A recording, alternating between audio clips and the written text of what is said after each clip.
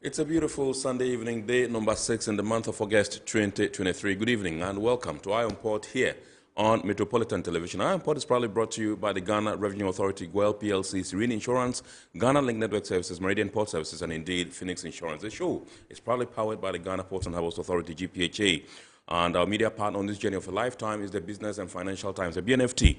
Now, if you want to have a grasp of all that transpired in the show tonight, make a date and grab a Thursday edition of the BNFT, and you'll be able to see all that happened here tonight. Indeed, we are going to be getting interactive with you, and so all you have to do is send us your messages and comments via our dedicated WhatsApp line, which is 0559019177, 0559019177. And when time is ripe, I shall pick signal from the production team and we shall activate the phone lines for you to call in and contribute to the discussion. We are streaming live on our social media pages. On Facebook, we are live at Ghana Ports and Harbours Authority.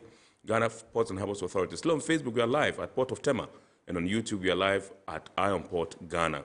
Iron Port, Ghana. My name is Kennedy Mona. We're going for a quick break. When we return, we'll continue with the show. Please stay with us.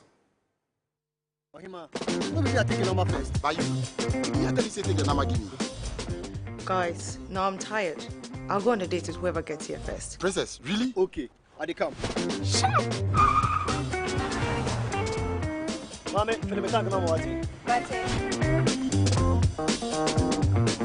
Boss, fill my tank with Super XP Ron 95. Well up with Super XP Ron 95 and Diesel XP high performance products from GWEL.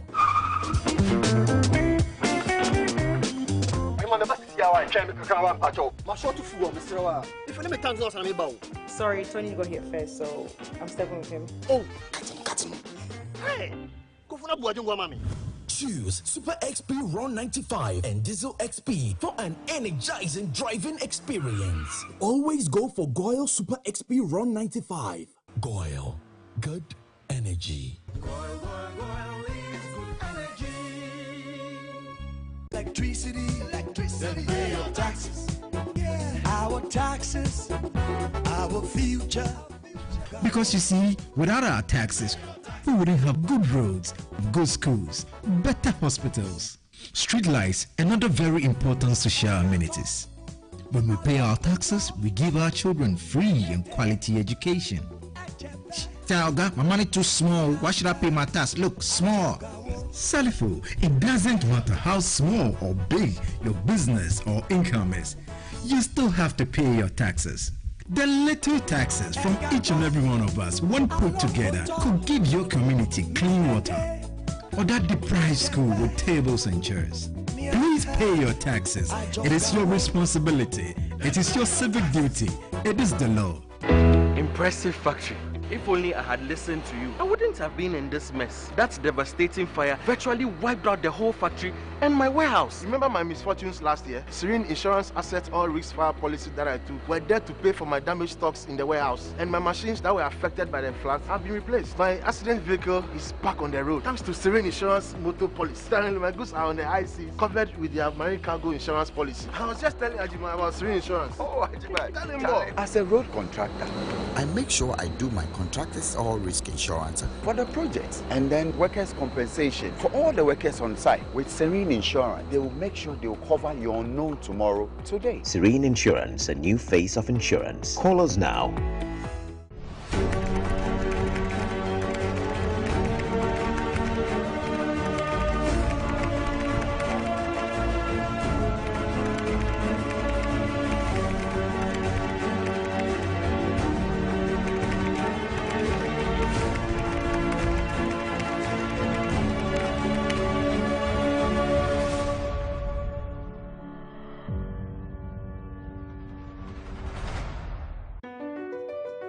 MPS Terminal 3 is Africa's new state-of-the-art container terminal at Tema Port. For manufacturers, agro-processors and traders, the new port means business can be done faster. This infrastructure boost will improve Ghana's port handling capacity, connect more trading routes, and oil the engine of growth for the economy, creating greater opportunities across all sectors as Africa's markets merge and become the largest trading bloc globally. MPS, we connect, you thrive. Business and life can be like the sea sometimes. Sometimes serene, sometimes calm. sometimes turbulent, and at times it brings the unexpected. However it is like, trust Phoenix Insurance for your home, car, business, and marine insurance needs. Call 0302 246 319 or 0243 690 492. At Phoenix, you experience a delightful service delivered with wisdom. All right, you all come back. We're now going to take a look at happenings in the port and shipping industry in the course of the week. And indeed, in the course of the week, the Ministry of Transport had calls to meet the media in respect of some electronic vehicle policy that they're trying to implement or roll out in our country, Ghana. Plus the fact that the Ghana Ports and Harbours Authority also had calls to issue a press release to clarify some issues raised by the Ghana Union of Traders Association, GUTA, in respect of some tariff implementation. Let's take a look at these stories and more. The Ministry of Transport has intensified its stakeholder engagement on the draft National Electric Vehicle Policy, the latest being an engagement with some section of the Ghanaian media. So far, the Transport Ministry has held consultative engagement in 14 out of 16 regions, with Greater Accra and Upper West regions to go. The government, under the Paris Climate Accord, has drafted a national electric vehicle policy to solicit stakeholder input and enable the country to switch from the use of fossil fuel vehicles to electronic vehicles to curb greenhouse gas emissions and global warming. The drafted policy, whose framework was developed in June 2022, is aimed at drawing up a comprehensive implementation plan and an investment strategy to ensure a seamless transition. The Director of Policy Planning, Monitoring and Evaluation at the Ministry of Transport, Irene Mesiba, said the engagement is meant to solicit the views of journalists before the final draft is put together. And as I said, the policy is not tomorrow.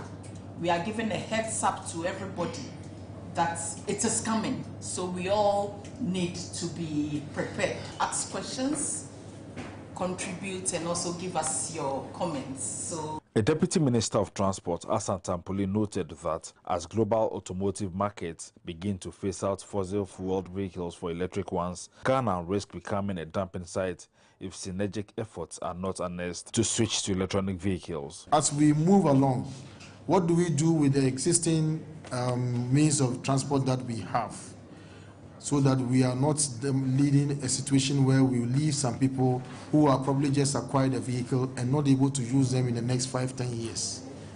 So as we are thinking of rolling out EVs, we are also thinking very critically of what to do with the existing vehicles so that they don't become waste, for all of us. He said Ghana stands at the threshold of history if she gets it right with the transition to the electronic vehicles.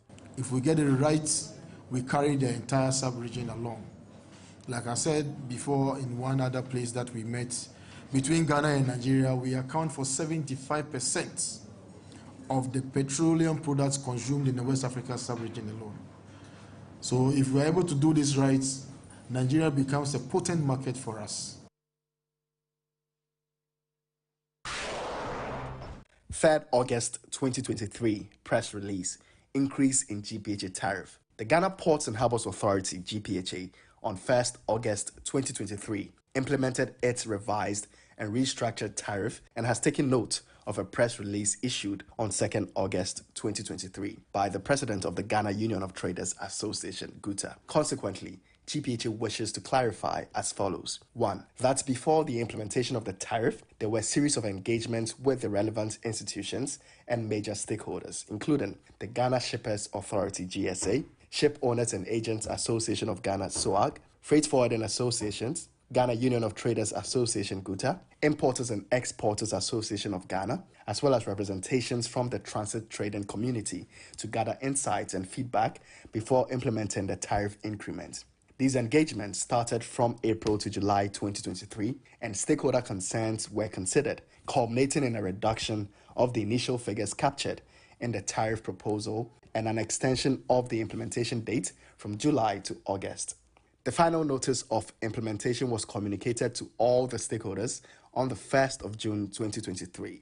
However, some stakeholders still expressed reservations on the percentage increment and the timing. Despite their concerns, GPHA was compelled to implement the revised tariff due to the current global economic challenges, including inflation and currency depreciation, which have increased our operational cost. 2, that the scope of the review was such that some tariff items were not increased, while others were restructured to address the distortions and lack of clarity in the interpretation and application of some tariff items. 3, that GPHA has no specific time frame for tariff reviews. The decision to increase port tariffs comes after careful evaluation and consideration of various factors impacting the port's operations.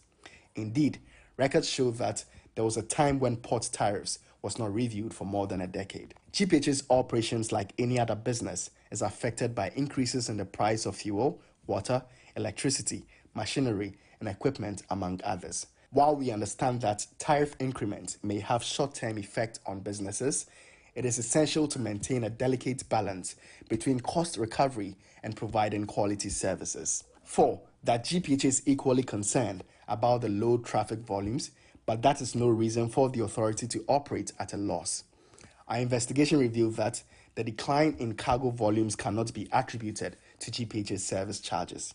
GPHA's charges as a component of the total cost of cargo clearance in the port is about 6%.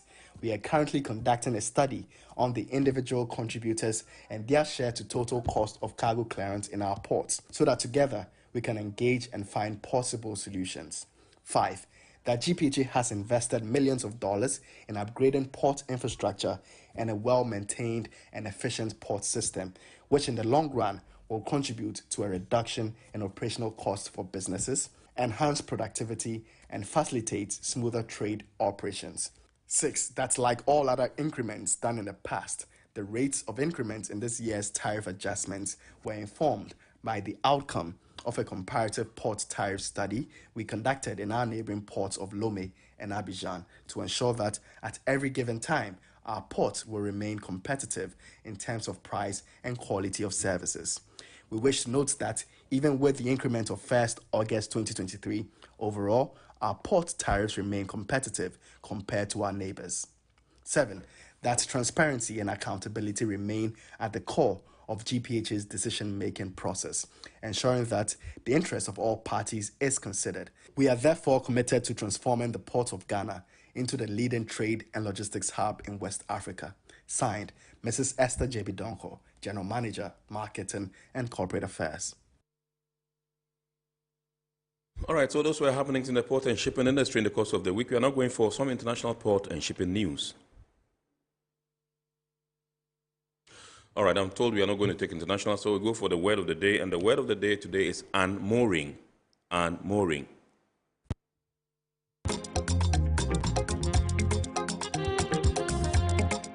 Word of the day, unmoor. Unmoor refers to the removal of the ropes that attach a ship to the shore.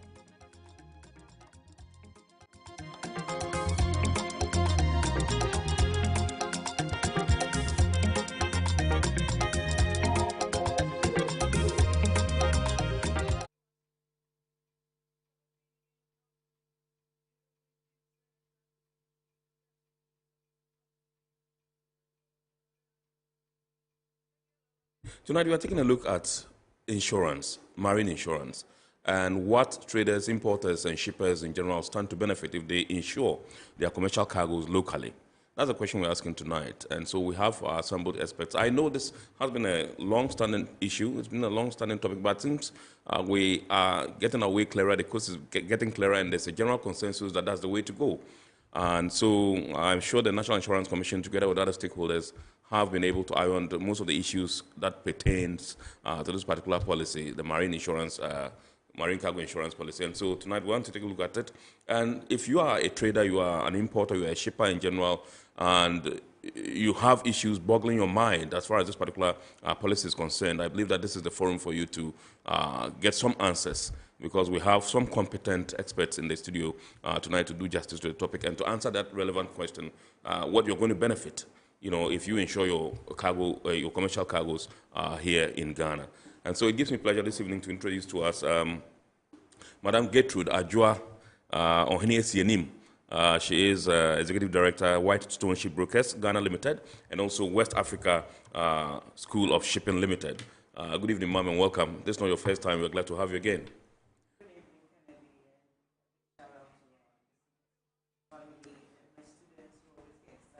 Okay. On the show, and to all WISTA members. Absolutely. And ICS members. Absolutely. I understand you are the newly elected president for the Women's Women's Training and Shipping Association, West Africa. Yes, I was just elected as the president of WISTA on the 14th of July. Wow. Congratulations. Thank you very much. Yes, ma'am. We're glad to have you in the studios. Also in the studios, Mr. Emmanuel Fifi Blankson.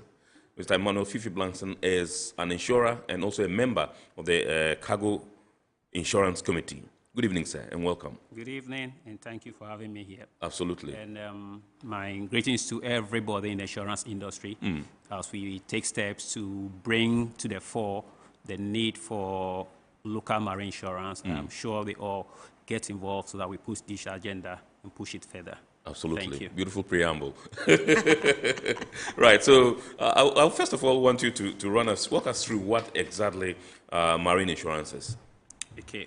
Going back to basics. Yeah, marine insurance, I'll say it's one line of insurance. Insurance has various lines, but this line of insurance actually is applicable to the conveyance of goods, basically cargo. And it's also applicable to, how do you call it, damages. Right. Right, to harbors, vessels, pipelines, rigs, oil platforms. So marine insurance is actually very diverse, and it covers a lot of risks. But I think today our main focus is on cargo. Yes. And most people actually, when we talk of marine insurance, what comes to mind is marine cargo. And basically, marine cargo also covers any cargo that is being transported, either by sea, by aviation, or by inland transit models. Great. Absolutely. Okay, so I know you are a member of the committee, like I rightly introduced. What were some of the considerations that went into the thinking that this is the way to go? Right. If we take our minds back, we've heard several times that what's the contribution of insurance to our GDP? It's basically 1%. Then we also hear a lot of how do you call it, international trade going on. We are basically an importing country. Absolutely. And once we import with hard currency. So it's just a simple logic that if we are paying for the goods and we can provide the services in-house here in Ghana, why should we also import the services? There are over 10 or 20 insurance companies here, well-resourced, well-capitalized, that can insure all kinds of cargoes that are imported into this country. Right. And for that reason, the NIC felt it was appropriate that it put in place regulations. When you say NIC, that's the National Insurance Commission. Put in place regulations and procedures to forestall or curtail this activity of people buying or importing goods into the country on a CIF basis, cost insurance and freight. It puts a lot of pressure on our economy. So I think it's one of the reasons that NIC felt was necessary. And also, there are instances that maybe on the second leg you realize that transactions are quite done in various languages. International trade, you don't need to travel to go and buy your goods and come. You can sit here and do all your transactions here. Right. Certain clauses of this are inserted into the transactions for you, which you might not even understand. And then when the reason for which you are buying insurance crystallizes, you realize that you bought insurance, but you don't have cover. Right. So to protect our importers and to put a stop to all of these things, I think it's one of the reasons that the NIC felt it was necessary that we streamline and sanitize the marine insurance space in this country. Absolutely. Let me come to you, Ma'am, and find out what do you think the role of local marine insurance is in the shipping and logistics sector in our country? Well, there are various risks associated with doing business. And insurance is a risk management mechanism. Right. We have risk of handling, risk of transport, the risk of even clearing the goods at the port, and various risks associated with when you're doing business, especially dealing with imported or exported goods. And so to protect the business person, you need somebody to share your risk with. And that is what insurance does. So you share your risk. If you remember, when we were kids, yes, we used to have this advert on TV. I can't remember which of the insurance companies, but you see this cat jumping from a height, right, and then he comes and lands on a cushion. Yes. And then, so when the cat is falling from the height, you Yes. feel that it's going to die. Yes. And then suddenly it falls on this cushion. Absolutely. That is what insurance does for Yes, you. I also remember this latex foam advert where this guy was driving and whistling, Exactly. enjoying his jolly Exactly. ride, and then all of a sudden, wow, Exactly. accident. Then he was landing and landed on the thing. Most people joke. That was glyco, yes, I understand. Exactly. Glyco, Most yes, people joke with insurance and say, oh, when will my house catch fire? Yeah. Or when will my car catch fire? Right. So we take it for granted. Mm. But it happens to people all the time. And it is then and then that they start reflecting. So it is always a good idea to manage your risk by putting the burden on somebody. That's what insurance does for you. So it's a risk transfer mechanism where you transfer the risk in the business you're doing to somebody else to bear that risk whilst you go to bed and relax. So basically, there are a lot of risk associated with bringing goods, whether by land, sea, or air. And some of these risks, some of them are even not the fault of the parties involved. And when we get to the benefits, we will discuss some of them, like a general average declaration by a carrier. That one, you don't even have anything to do with it. You'll just be there and you'll be slumped with it. Just like the Ever Given getting stuck at the Suez Canal. So it was something that nobody planned for. And when such occurrences happen, it means that you need somebody to fall onto because they can be huge. They can be very huge. So this is what we are talking about, that take insurance to cover such risk so that insurance can help you get your business back should something unforeseen happens. So it's for the unforeseen and the unknown, which is always something that you don't plan for. Right. You mentioned benefits, and so that was going to be my next question. What benefits we can derive from, insuring our cargo locally? There are several benefits. You mentioned general average. Yes, so I'll explain. First, when you import, you realize that the law is regulating imported goods into the country, not exported goods outside of the country. Simply because when you are exporting goods, it's going to somebody else's country, and they will have their own laws and regulations similar to what we have here, which will make it mandatory for their citizens to also buy insurance, because usually the risk will occur at the destination. When you import goods and your container comes, or you are offloading your bags of rice from a vessel, you'll notice the loss or damage in country. Right. So once you notice loss or damage in country, it is easier for you when you have insured locally to walk to your insurance company and take your claim. Again, you are buying, anytime you are buying goods a step further in any of the Incoterms, and the seller is doing the obligation for you, it means they are adding their margins. Right. And that is what people don't realize. So if I am arranging the transport for you, I have to add my margin on the transport. If I'm arranging insurance for you, I have to add my margin on the insurance. So if I'm doing all the throughput from origin to destination, it means for every stage, I have to add my margins. Right. And so it means you are paying more for something that you could have done locally yourself at no extra margin to your business. So you are losing money. Again, it is easier to make claims with an insurance company that is within the country, where, one, you are buying the insurance in foreign exchange. So again, you are making losses on foreign exchange. And we all complain that our CD is always fluctuating. These are some of the things. We are buying huge things from outside the country, bringing them in, and then we are paying insurance on these things that are in foreign currency again. These are things that you can easily avoid and then make more profit for your business.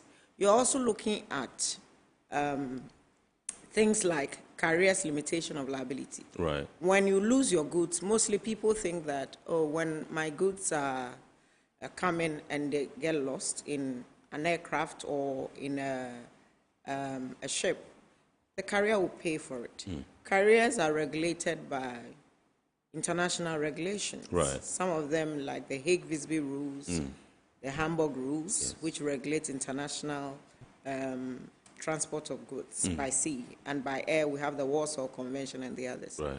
These conventions protect the carrier, and therefore they have some exceptions and exemptions from certain things that happen. And even when things happen, they have things that protect them under those laws, which allows them to limit their liability.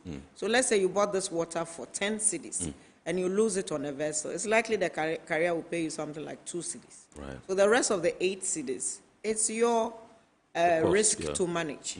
So these are, when insurance comes in, they'll pay you for the sum insured or for the damage or loss that you incurred and put you at the place where you were before the loss, which is called the measure of indemnity when you are dealing with insurance. Right. And so, again, people buy goods on policies that do not cover their risk, just like Fifi mentioned earlier when he started speaking. We have different clauses under the insurance policies. We have what we call the Institute Cargo Clause A, which covers what we call the all risk. We have B and C. The B and C are named per risk. If you buy something like a television on under the Institute Cargo Clause C, you have an insurance policy. Right. But what is your biggest risk, Kennedy? I'm asking you. Under when you buy something like a television and you are bringing it, what's your biggest risk with that? That doesn't break.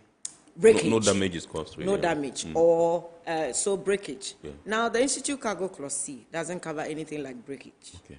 So you would have an insurance policy. You have actually paid for it, and then you think that you have cover.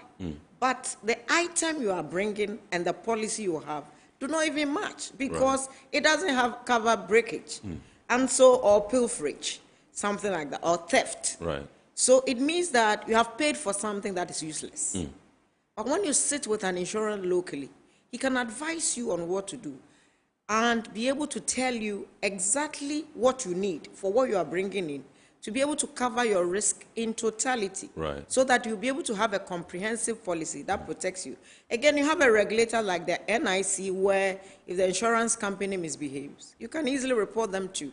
I've had people come to my office with policies that are in Chinese. They have lost so much and they can't get their money back because if the seller is not able to help you in the country of origin to claim, it means that you have to even incur extra cost in the claim process. So the benefit to the importer is enormous, and these are just but a few. And things like, as I mentioned, general average which is an intentional or sacrifice or expenditure intentionally made for the benefit of a common adventure. It is something that nobody plans for.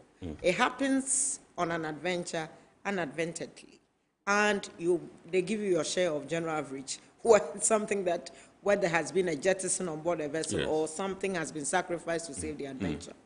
When you have insurance, the insurance company will give you the insurance bond to be able to pay for your general average loss. So the benefits are huge. I think if I can only lecture on the benefits alone for the whole day. So let me leave you for the other questions. Okay, I'll come to Mr. Blankston for if he has anything to add in terms of the benefits. But one thing I'm interested in is general average and jettison.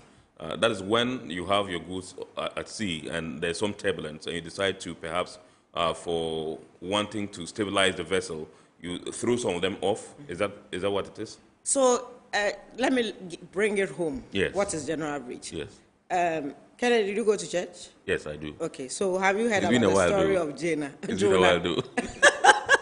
Have you heard about the story of Jonah? Yes. Okay, so Jonah went on board a vessel, right?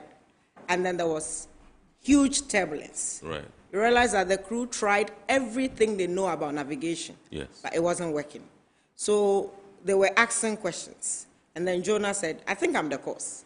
So throw me into the sea. And then when you throw me into the sea, I think your problems will be solved. And he was thrown into the sea and the turbulence. That is general average, mainly. So it is an intentional, every insurance is an unforeseen thing. It's a risk that just happens. Fire just gets your things and it is gone. But general average is an intentional thing, and it should be extraordinary sacrifice or an expenditure. So jettison is only one of them. So when a vessel is in huge turbulence, the crew have tried all their crewmanship skills and nothing is working. If we don't take this particular thing and do it based on this, we're going to lose this entire adventure. And so it must not just be only the vessel. It should have cargo, the ship itself, and other things that are at risk before an owner can claim general average. Awesome. So when that happens, it means that they must do something immediately. There's been times that ships' engines have ceased and coal on board vessels in the olden days have been used to fuel the vessel to destination. These are what we call general average. So there are different scenarios that can orchestrate general average loss. And when these things happen, it is a decision that is taken by the carrier to save. If we don't save it, it means that everything else we have will be lost. So with general average, once something has been sacrificed, everybody who had an interest in that adventure has to contribute. So it's not like going for Ghana parties. You go with nothing. This one, everybody brings something on board, including the person who has lost. So assuming my 100 containers were thrown off to be able to save that adventure, I will also contribute. So everybody who had an interest, the cargo owners, if it's the containers belong to somebody else, if the vessel, the carrier himself, everybody who had an interest in the adventure will be given something to pay. Cost sharing, Cost sharing, exactly. So that based on that effort, so it means that the adventure must be successful. Absolutely. So for general average to be declared, the adventure must be extraordinary. It must be intentionally made. There must be a common adventure. It means cargo, ship, and other things, freight. There can be bunkers. There can, because when you charter a vessel, the bunkers are bought by the charterer, not the ship owner. So everybody who had an interest in that will have to contribute and pay. And so once the adventure is not successful, it means a total loss will be declared, and that is called particular average. Right. Okay, so general average is distinguished from particular average. Absolutely. Thank you very much, ma'am. Let me come to Mr. Blankson. Yes, she listed a litany of benefits that we can derive from insuring our cargoes locally, marine, you know. Right. But let me find out from you whether you also have some that you would want to highlight. Yes, I have a few to add to what my sister just shared with you. Obtaining marine insurance locally is very easy. It's just an issue of perception. It's one of the easiest, just like buying any insurance on the market. Right. You have an intermediary to go through, that's a broker. You can equally go to the insurance company yourself directly. You buy your insurance, and the cover is given to you. Even the course of negotiation, everything on the policy will be explained to you in a language that you best understand. If it's in English, and excuse me, maybe your English is not very good, and you can understand it in Chi, the person can explain it to you in the language you understand. Right. My sister also said something. You can pay in your local currency. You don't need to pay for the insurance in dollars or something. No, you pay in the currency that you are here doing business with us in Ghanaian city. And then also, when you have claims, the insurance company is that you walk straight to the insurance company. If you're having challenges with the insurance, making claims are also very simple. The same documents that you took to the insurance company to effect the policy will be the same documents that will be used to substantiate your claim and other documents that you get from ports and harbor and then ship owners. If you're having challenges with the insurance company when it comes to claims, there are various steps in your way that can help you. One, there is this, how do you call it, intermediaries, brokers. They have an association, which is IBAC. If you bought through an intermediary and you're having challenges, the association has access to the insurance company to step in to try and resolve your issue. If you buy it directly through the insurance company, we have the Ghana Insurance Association. We have a complaint desk. You go there, you lodge your complaint, they look into the merits of your case, and then invite the insurance company and resolve it. If these two things does not work for you, you can escalate to the ultimate, that's the National Insurance Commission, which also has a complaint desk, and that's where all issues pertaining to marine insurance will be addressed. So if you buy an insurance here, rest assured, every issue that you have will be addressed and attended to your satisfaction. Absolutely.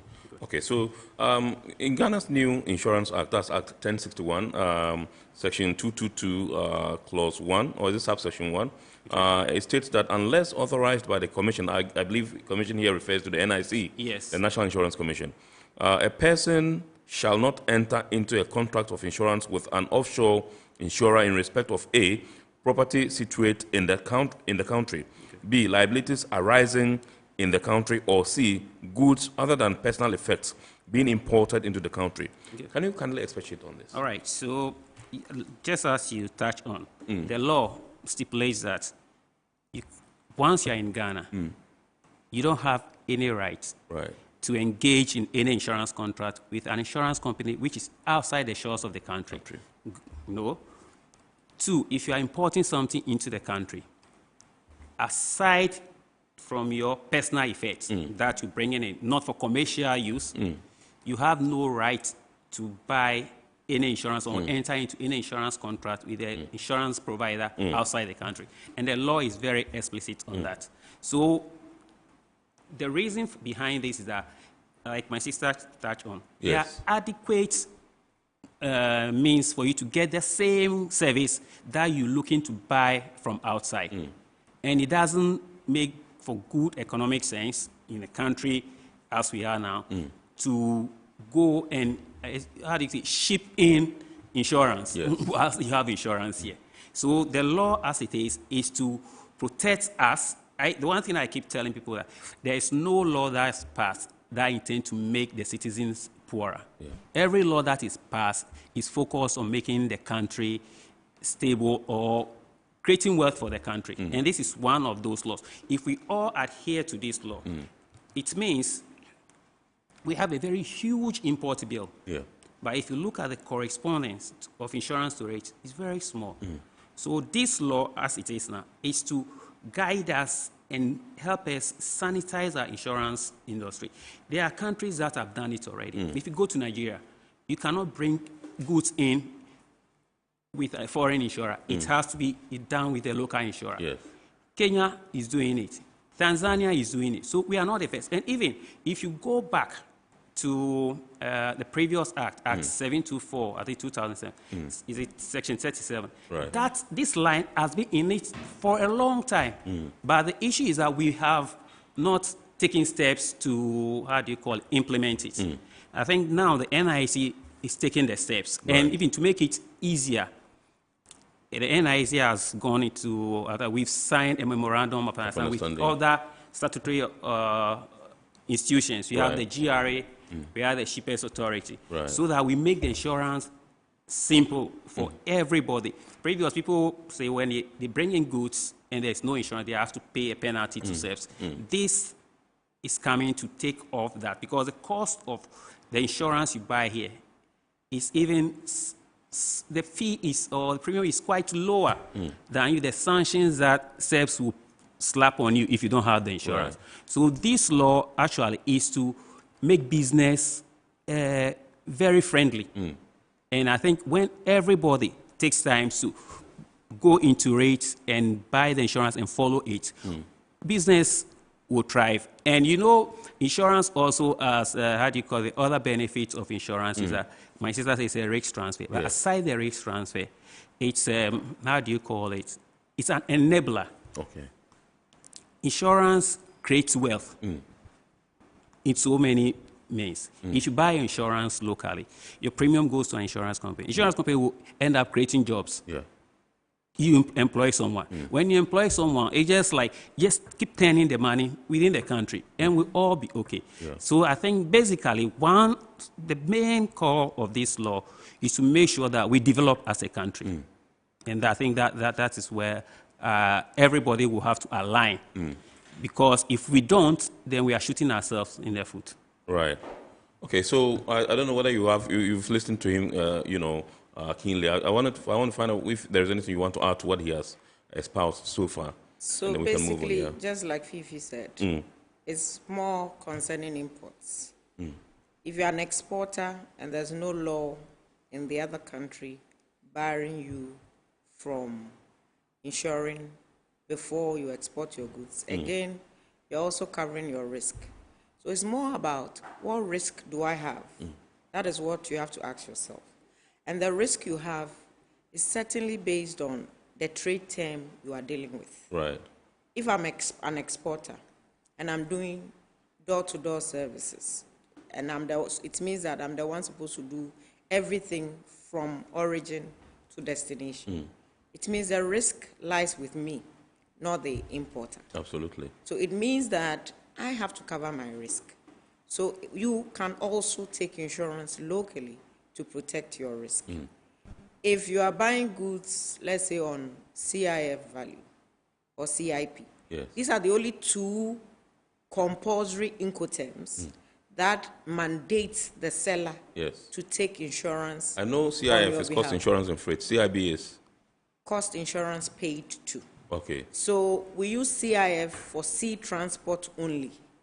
And we use CIP for either multimodal transport or when you are using other modes of transport other than sea. Okay. So the current Incoterms 2020 distinguishes between Incoterms that you can use only for sea and Incoterms that you can use for all modes of transport.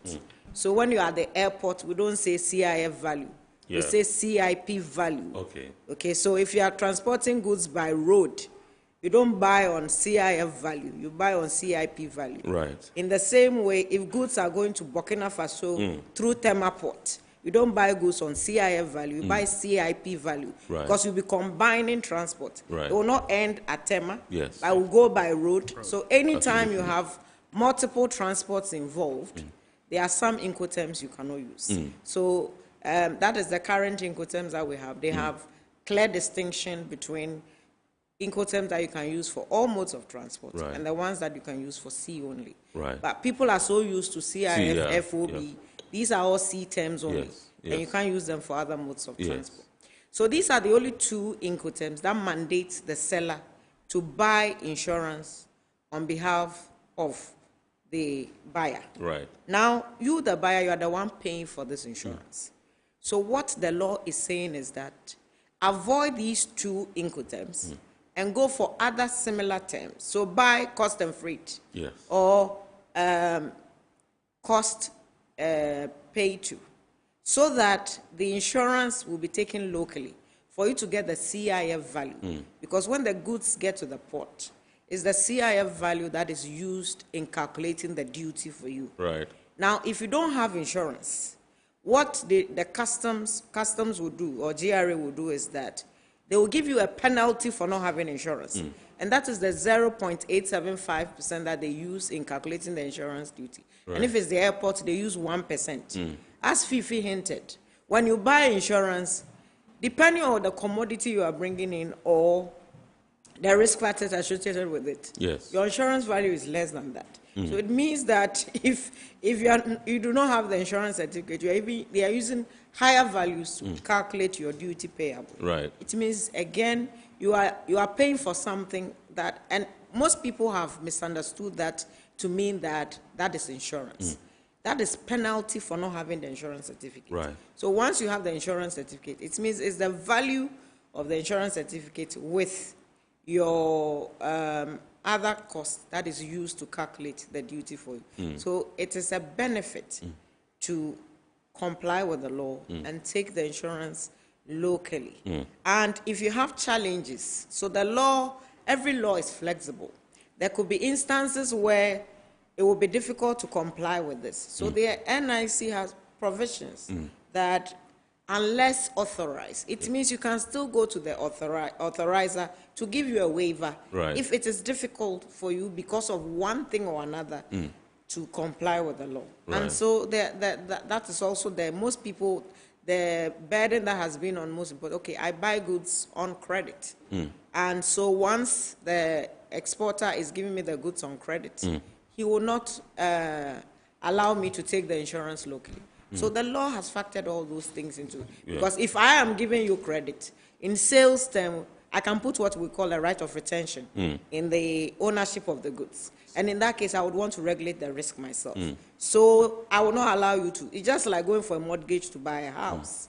the bank will not allow you to take the insurance yourself. They do it for you.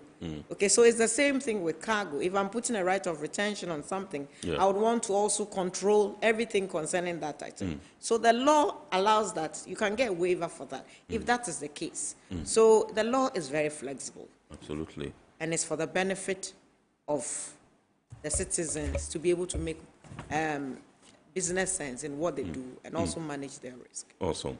All right, so can you walk us through the process for taking, cargo insurance locally? Well, I think the process is pretty simple. Again, it's one of the questions that, and since Fifi is here, if I miss anything, you add to Absolutely. that. The process people have been thinking about is that, okay, I go to China and I'm buying my goods from different sources. How do I then take the insurance locally? In every business, once you request for a pro forma invoice, you can't even start the process. Okay, so it just starts with getting an invoice. The insurer would want to know a few questions. Where are you bringing the goods from? What are you bringing in? How is it packaged? All these things will go into determining the premium that they can. And marine insurance functions differently from other forms of insurance in the sense that marine insurance is only the insurance that you can take insurance in anticipation of. Right.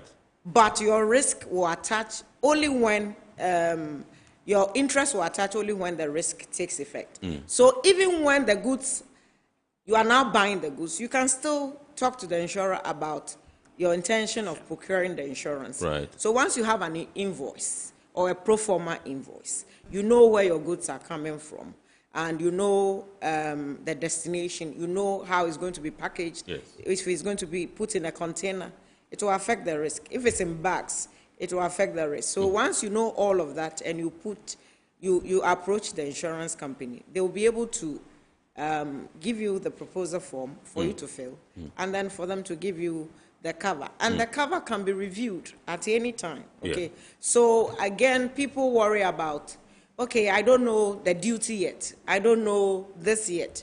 Again, in marine insurance, you can take insurance up to about 110% of the cost. Okay. Because that 10% is supposed to cover the ancillary things in relation to, like the duty, the freight forwarding cost, and other costs in addition to the transport cost. So the cargo insurance here is a transport risk. It's supposed to regulate your risk in relation to transport. It's not a warehouse risk. Right. So there's a different insurance for warehousing of goods, unless the warehousing is incidental to the transport. So goods are on a ship coming or in an aircraft coming, and for one reason or the other, it has to be turned into a port of refuge, or there's transshipment, and they have to be put in a warehouse. That one is incidental to the adventure, so that will be covered under your insurance. But if it is supposed to attach to a transport, so you have to take the insurance before the transport commences, and not when the adventure has ended. Now what people are doing is that the ship has arrived in country, and they are now going to take the insurance. Just to go and clear the goods. You are just giving the insurance company money. So take the insurance to cover your actual risk, which is the transport risk, before the goods arrive, so that you can benefit if something happens to the goods. Mr. Blankson, why is it that some people find it very difficult to take insurance locally? I think a lot of people are, I wouldn't describe it as a phobia, but they don't see the need to do that. Yeah, I think you're right.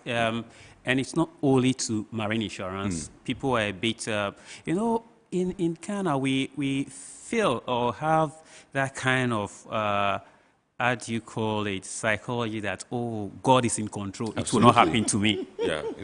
How many times does the vessel... Good. You talk to someone, tell you, oh, I've been doing this business for the past 10 years. I've never had any claim. But when the claim wants to come, it doesn't give you any signal. Right? So it shouldn't be difficult for people to buy insurance. I think it's all about education. And that's what the NIC is doing now, to educate people that buying insurance, it's not, how do you call it, as complex as working any algebra. It's a simple thing. Once you have the documents and you have your interest, because you are covering your goods that you are bringing in. walk to any insurance company, walk to any intermediary, that to be a broker, and they will guide you through the process, and you can get the insurance that you want. Like my sister touched on something earlier. When most people buy insurance from outside, they don't read the policy documents. What happens? Sometimes most of the policies that you are given will cover you up to Tema Port. When your goods are discharged at Tema Port, the insurance ends. Okay. But assuming you're transporting your goods to, let's say, Kaswa, and this 40-footer container falls off the road, you don't have any insurance. But if you're buying insurance from here locally, the insurance company will explain to you where is your final destination. It's not Tema. It's my warehouse somewhere in Kaswa, somewhere in Budubram.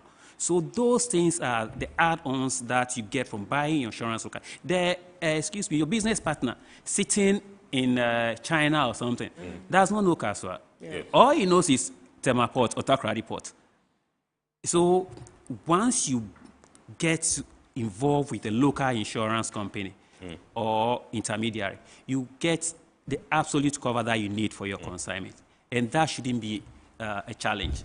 So I think the intermediaries, that's the brokers, are also educating the public. NIS is also educating. I think this is one of the platforms also to educate the public about the advantages of buying insurance locally. Now, you made mention of the fact that sometimes, like if I take insurance locally, it ends at the port. That means from Accra through the motorway to Tema, at the port, it ends there. And you also made mention of the fact that Kaswa, I mean, if I'm going to Kaswa with my cargo and the container, gets involved in an accident. Now, the truck that the container is on, what if it's insured? Doesn't it cover my container? That truck, actually, it depends on the contract you have with that haulage company.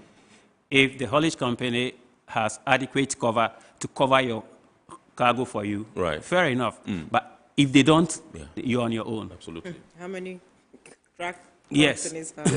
We'll be able to take that liability, that risk. Exactly. Sure. Yeah. Okay. All right. So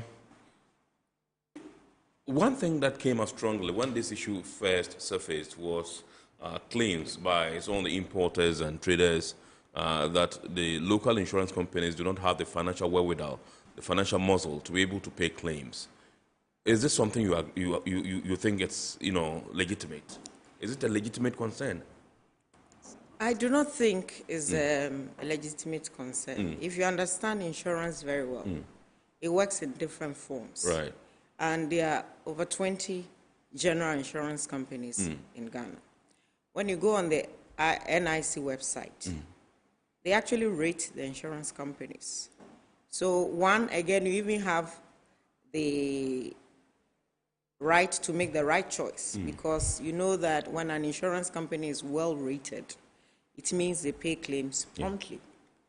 Again, insurance, as we said, is a risk-sharing mechanism. So the insurers also have a way of sharing their risk with people who have muscles than them. Right. And it's the same thing. So if I buy insurance from Fifis Insurance Company, you also do what we call reinsurance with another insurance company locally, and then the reinsurer can also reinsure his risk outside the country so that the risk is shared among different companies with strong muscles to be able to maintain the claim. Otherwise, most insurance companies would collapse. Again, insurance has a mechanism called co-insurance. Co-insurance means that Kennedy is coming to insure this water, just like we do in the oil and gas sector. So the cost of one rig or an FPSO is too huge for any insurance company to bear that risk. So what they will do is that, what percentage can I take? So if you want to insure 20% of that locally, okay, let's all come together in a pool to co-insure this. That is allowed in insurance. So they will pool their muscles together and insure the one item to be able to share the risk among themselves. So there are different mechanisms by which the insurance companies themselves will take a risk and maintain that risk. So one, it's good to go to an insurance company that is well rated. They are good and known. You know, sometimes we want to cut down on costs. So you go to an insurance company that is giving you a very low rate. Even in this instance, the NIC is regulating that. So they've given all the insurance companies the barest minimum and maximum rate by which they can insure all cargoes, so that they are all on the same. Again, they've created a marine and aviation database where the insurance will be underwritten, and it's controlled by the NIC. So they can see which insurance company is undercutting and which one is overpricing. So it means that the regulator really wants this to work. So they've put in all the necessary measures to be able to curb these. So if the insurance company is not satisfying your needs, you have so many others to choose from. And again, you can report them to the NIC, and I can promise you that they will be dealt with. Awesome. All right, so this is Iron Port here on Metropolitan Television, and tonight we're asking a very simple question. You, the importer, what do you stand to benefit if you insure your commercial cargo here in Ghana? That's the question we're asking, and you can see the lucid responses from our experts in the studios tonight. We have in the studios Madam Gertrude Adjoa Ohene-Sienim, who is the Executive Director of Whitestone Shipbrokers and also West Africa School of Shipping Limited. And we also have in the studios Mr. Emmanuel Blankson. There's a middle name Fifi, which I like so much, who is an insurer and a member of the Marine Cargo Committee. Yes, they are the two personalities we're having a discussion with tonight. We're going for a quick break. When we return, I'm sure the time will be right for us to activate the phone lines for you to call in and contribute to the discussion. Please stay with us.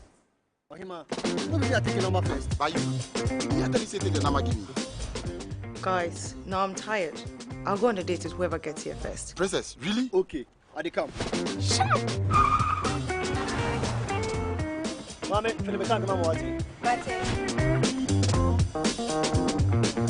Boss, fill my tank with Super XP Euro 95. Well up with Super XP Ron 95 and Diesel XP high performance products from Goyle.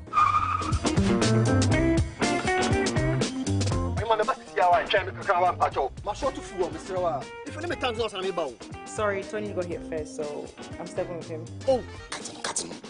Hey, go for a Choose Super XP Ron 95 and Diesel XP for an energizing driving experience. Always go for Goyle Super XP Ron 95. Goyle, good energy. Goyle is good energy. Electricity, then pay your taxes. Yeah, our taxes, our future. Because you see, without our taxes, we wouldn't have good roads, good schools, better hospitals, street lights, and other very important social amenities. When we pay our taxes, we give our children free and quality education. Talga, my money too small. Why should I pay my tax? Look, small. Salifo, it doesn't matter how small or big your business or income is, you still have to pay your taxes. The little taxes from each and every one of us, when put together, could give your community clean water or that deprived school with tables and chairs. Please pay your taxes. It is your responsibility. It is your civic duty. It is the law. Impressive factory. If only I had listened to you, I wouldn't have been in this mess. That devastating fire virtually wiped out the whole factory and my warehouse. Remember my misfortunes last year? Serene Insurance Asset All Risk Fire policy that I took were there to pay for my damaged stocks in the warehouse, and my machines that were affected by the floods have been replaced. My accident vehicle is back on the road thanks to Serene Insurance motor policy. Currently, my goods are on the high seas, covered with their marine cargo insurance policy. I was just telling Ajima about Serene Insurance. Oh, Ajima, tell him more. As a road contractor, I make sure I do my contractors all risk insurance for the projects, and then workers' compensation for all the workers on site. With Serene Insurance, they will make sure they will cover your unknown tomorrow today. Serene Insurance, a new face of insurance. Call us now.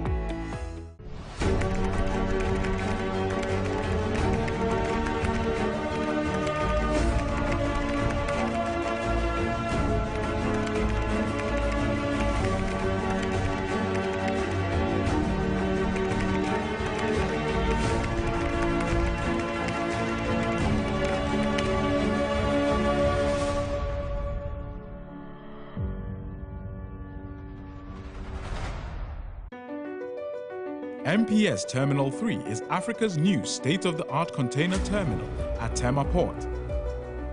For manufacturers, agro-processors and traders, the new port means business can be done faster. This infrastructure boost will improve Ghana's port handling capacity, connect more trading routes, and oil the engine of growth for the economy, creating greater opportunities across all sectors as Africa's markets merge and become the largest trading bloc globally. MPS, we connect, you thrive. Business and life can be like the sea sometimes. Sometimes serene, sometimes calm, sometimes turbulent, and at times it brings the unexpected. However it is like, trust Phoenix Insurance for your home, car, business, and marine insurance needs. Call 0302 246 319 or 0243 690 492. At Phoenix, you experience a delightful service delivered with wisdom. All right, so welcome back. This is our import here on Metropolitan Television, and tonight we're asking a very simple question. What do you stand to benefit as an importer if you insure your commercial cargo locally? With me in the studios tonight, Mrs. Gertrude Ohenesi-Anim, who is the Executive Director of the Whitestone Shipbrokers and indeed West Africa School of Shipping Limited. He's also in the studios, Mr. Emmanuel Fifi Blankson, an insurer and member of the Cargo Insurance Committee. Indeed, Madam Gertrude is also a member of the Cargo Insurance Committee. I think that's put together by the National Insurance Commission. And so they are the two solid personalities we're having a discussion with tonight.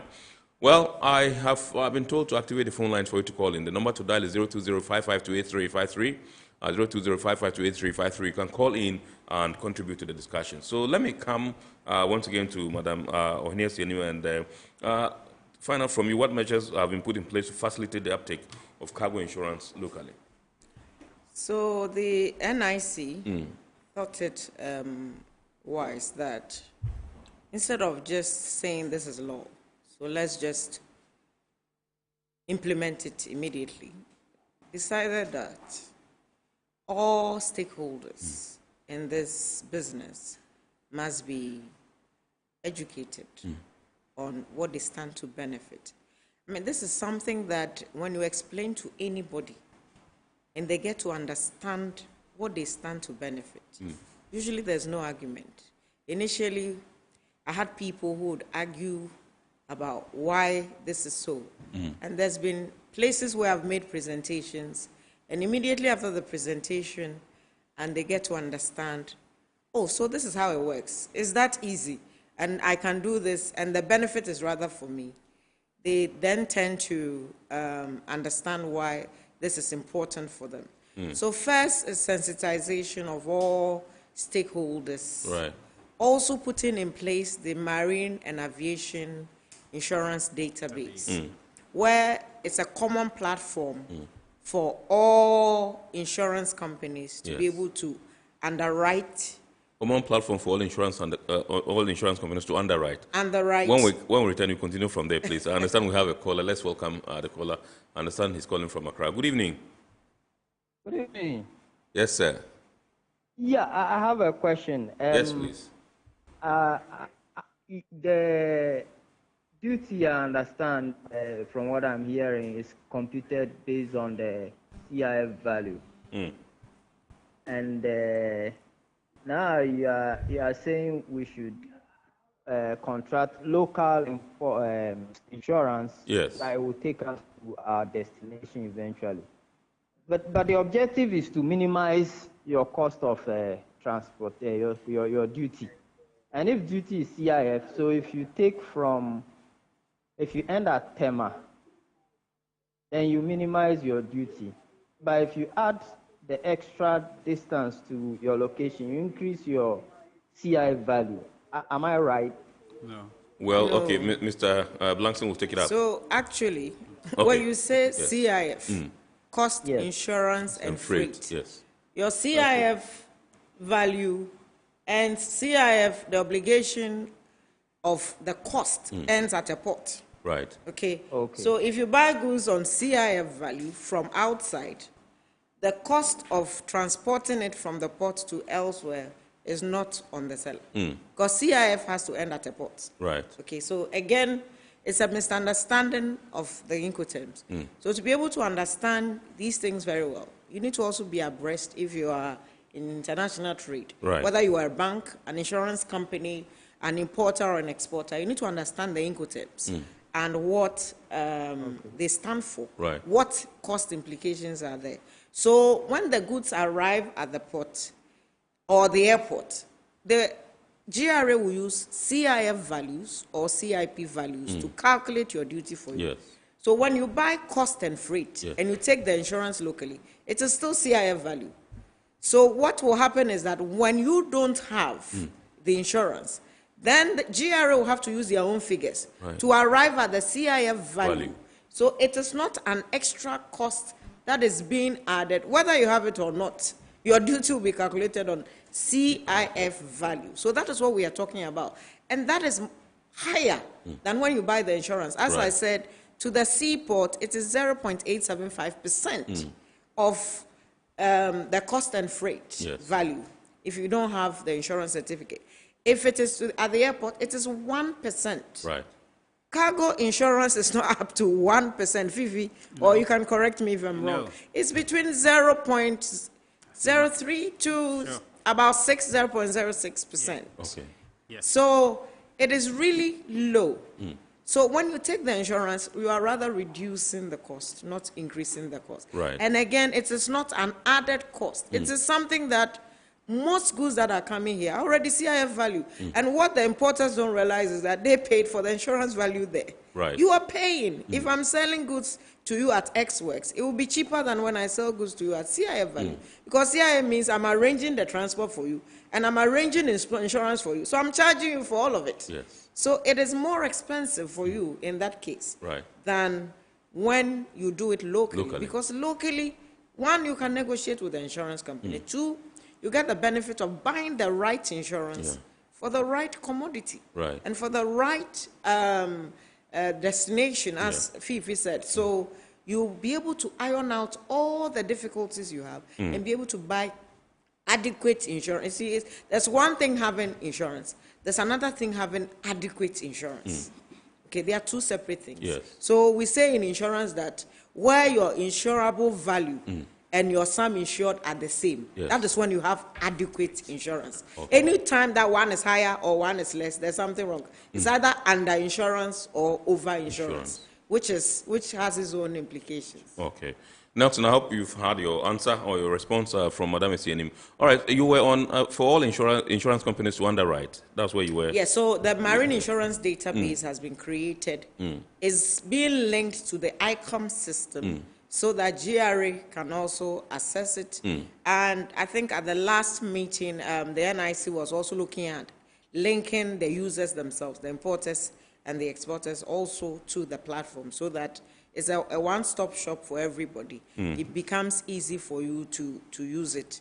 And so, one, that platform is a very easy platform to be able to use. And also, the fact that the sensitization has gone round. So it is up to the insurance companies themselves as well to also build capacity. You see, you can't sell something that you have no knowledge of. Yes. And the marine industry operate on its own laws. It's just like being a lawyer and you want to deal with maritime law without understanding shipping. Yes. It becomes very difficult because it has its own rules. Like general average, it's not in general insurance. You won't find it anywhere.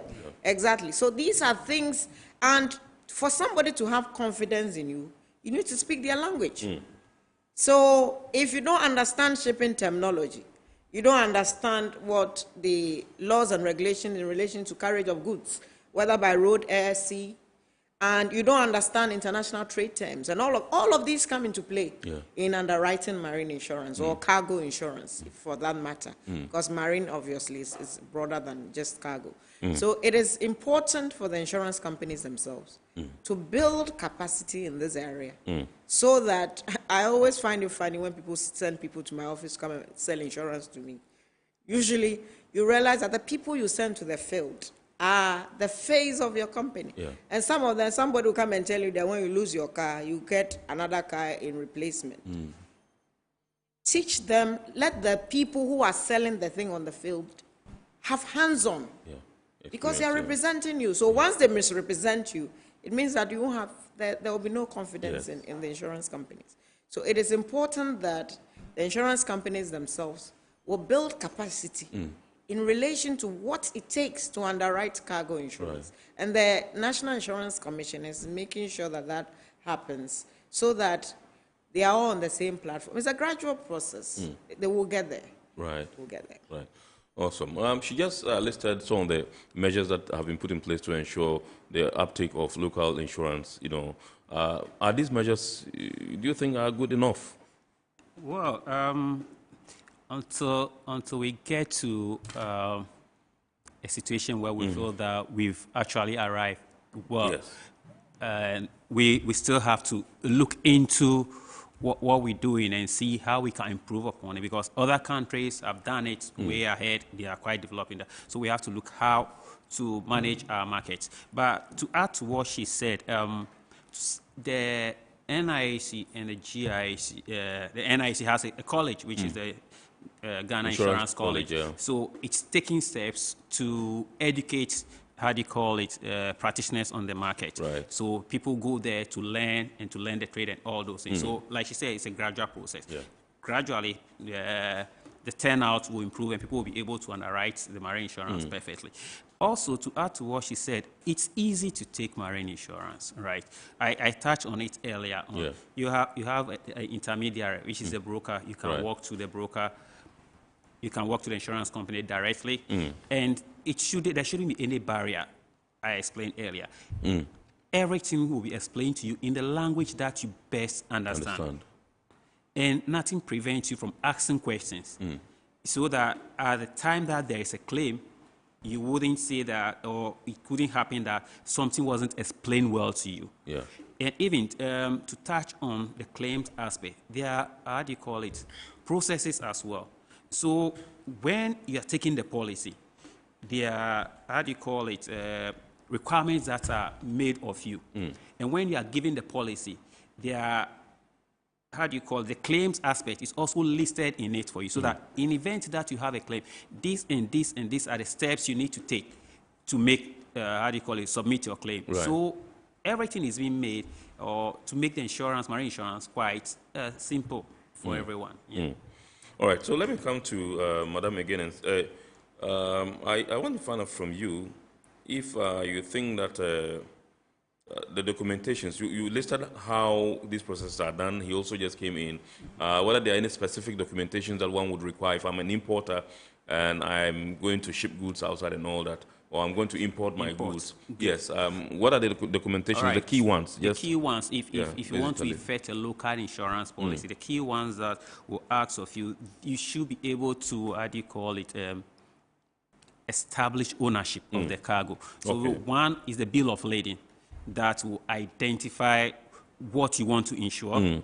We have the bill of lading. We ask for the commercial invoice. We ask for the packing list. And if there's any other documents that you have in your possession, these three documents are key to effect the marine insurance policy. So once you have these things, the insurance company will proceed to effect the policy for you. Because the bill of lading has all information on the cargo. The packing list gives every information about the cargo. The commercial invoice gives us the exact value of the cargo. And these three are what we need to effect a correct marine insurance policy. All right, so let me come to you, Ma'am. There seems to be issues with quick claims and then, you know, access to, easy access to insurance in our country. How do we address these issues? I think when the insurance company is coming to sell their product to you, they sweet talk you into it.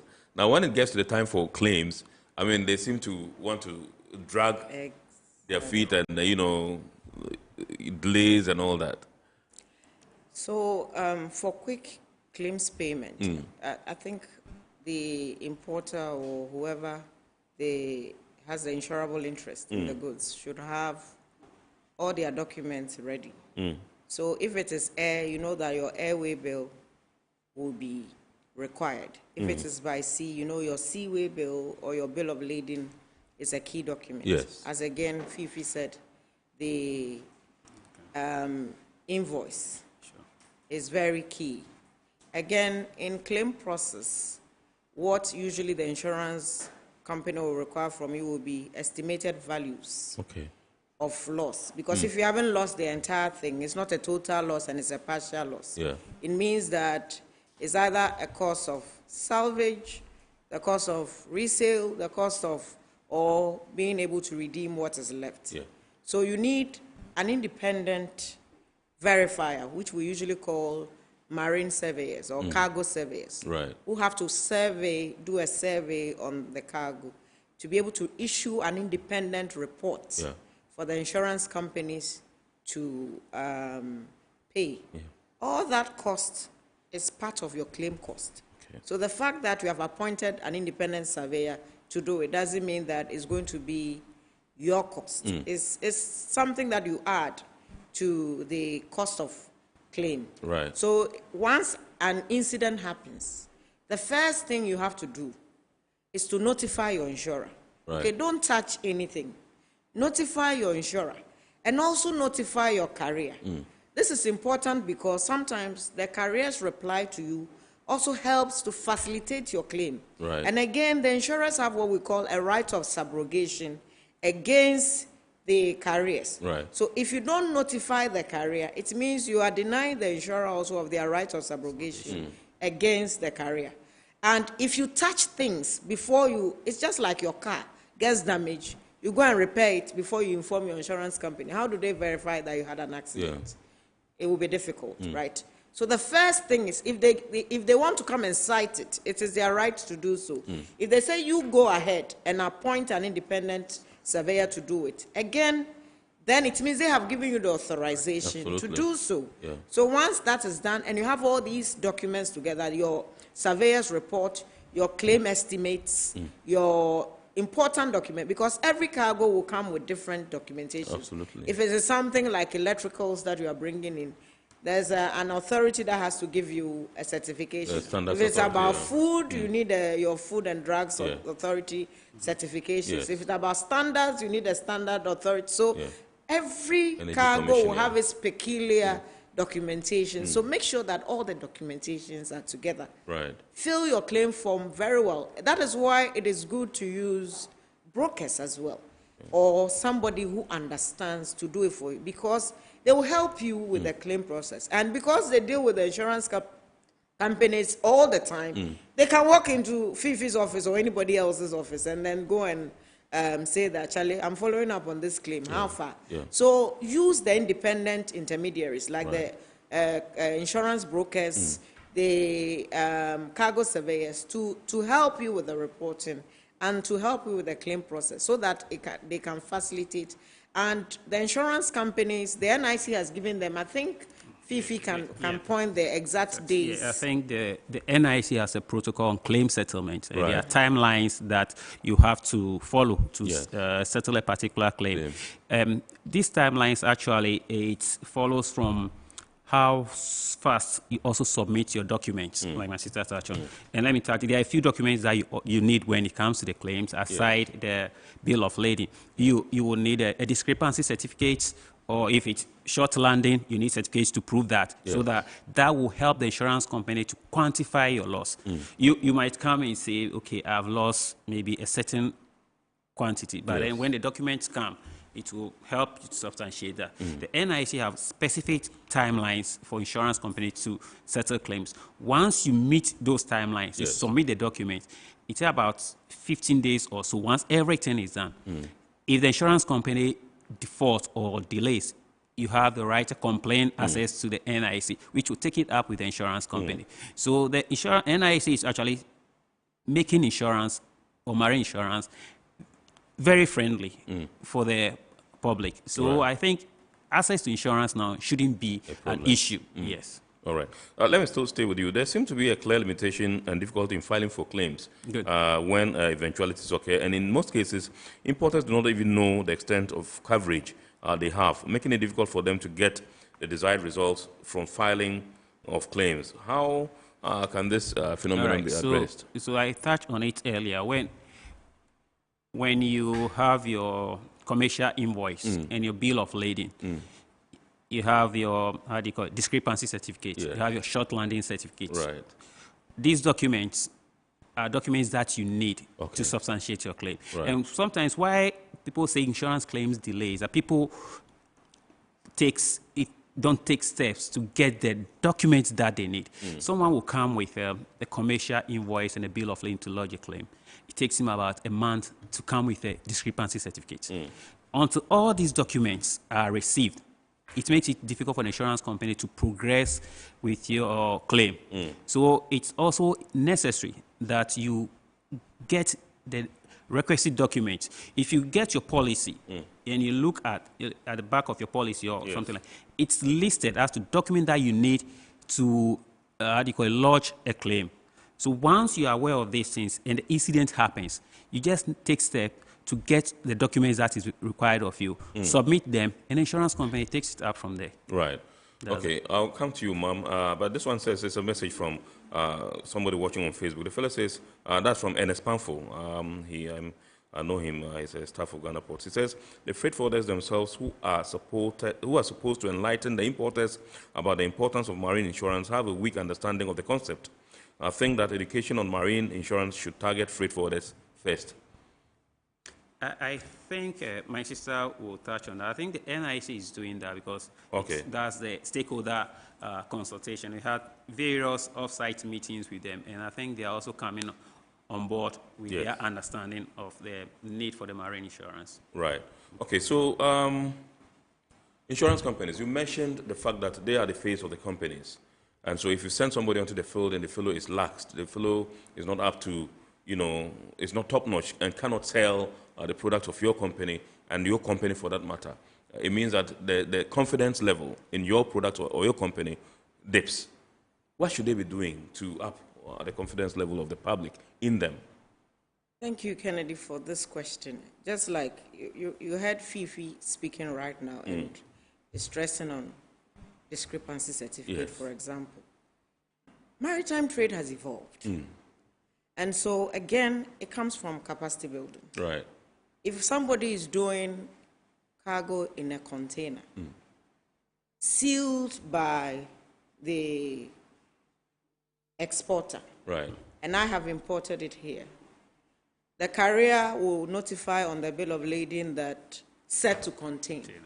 So if I say that the thing is set to contain, what I'm trying to say is that I never cited what was in there.